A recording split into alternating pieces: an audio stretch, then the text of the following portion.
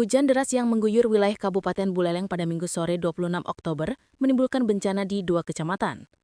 Di Desa Pelapuan, Kecamatan Busung Biu, dua tembok pembatas rumah warga roboh akibat tanah labil dan tekanan air hujan.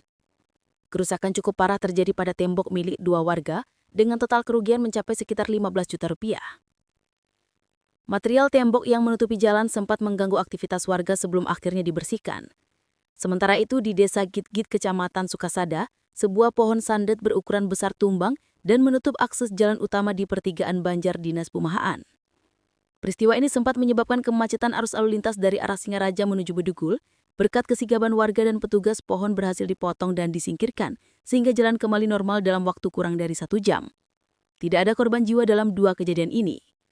Pihak kepolisian mengimbau masyarakat untuk tetap waspada terhadap potensi bencana saat musim hujan, terutama di wilayah dengan kontur tanah labil dan banyak pepohonan besar,